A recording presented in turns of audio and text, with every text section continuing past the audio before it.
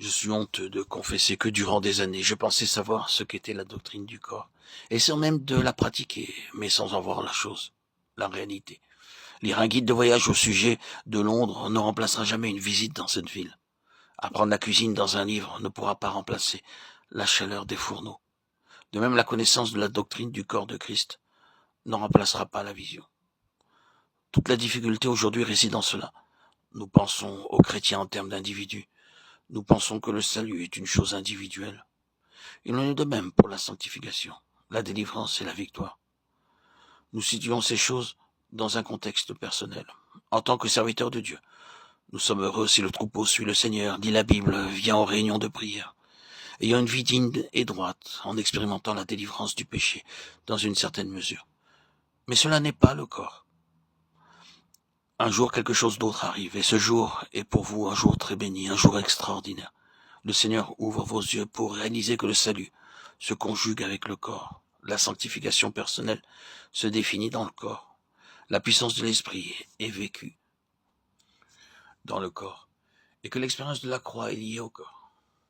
Vous voyez que la divine pensée, c'est un homme, non pas une compagnie de petits hommes, c'est un homme. Le Seigneur Jésus lui-même et son peuple ne formant qu'un seul homme devant Dieu. Toute la pensée de Dieu est centrée dans le Christ, et nous sommes en lui. Ce n'est pas seulement une question liée à la tête, mais au corps. Loué soit Dieu. Des individus pécheurs sont sauvés. Vous commencez en tant qu'individu, mais vous devez finir comme membre dans le corps. C'est cela la divine pensée. Dieu travaille pour obtenir cela, et il n'enlèvera pas autre chose que cela. La croix est pour cela, pour ce corps corporatif de Christ, corporatif, pour cet homme nouveau, incluant tous ceux qui sont dans le Seigneur. C'est ce que Dieu désire. Nous devenons partie de Christ, nous devenons co-participants de Christ. Nous pouvons prêcher, rencontrer de simples croyants et utiliser des illustrations simples. Je me trouvais un jour dans une simple réunion de croyants. J'essayais de leur dire quelque chose au sujet de l'unité du corps. Ce que veut Dieu, c'est un corps unique. Et je me rendais bien compte qu'il leur était difficile de comprendre cela. Si tout ce qui concernait la nouvelle naissance était au-delà de la compréhension de Nicodème, la question d'un corps l'était bien plus pour un homme n'ayant pas la connaissance de la Bible. Il ne savait pas ce que cela pouvait dire.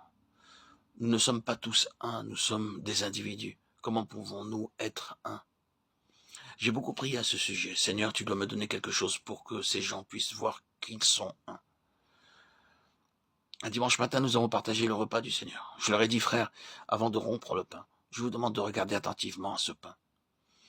Ils ne savaient pas où je voulais en venir, mais ils regardaient tous très attentivement. Après avoir rompu le pain, j'ai lu dans 1 Corinthiens 10, nous sommes arrivés au verset 17. Nous qui sommes plusieurs, nous sommes un seul pain. Alors j'ai dit, sommes-nous un pain? Ce pain est un seul, du moins, il était un. Mais est-il un maintenant? Il est encore un seulement, cet unique pain se trouve maintenant éparse en différentes portions.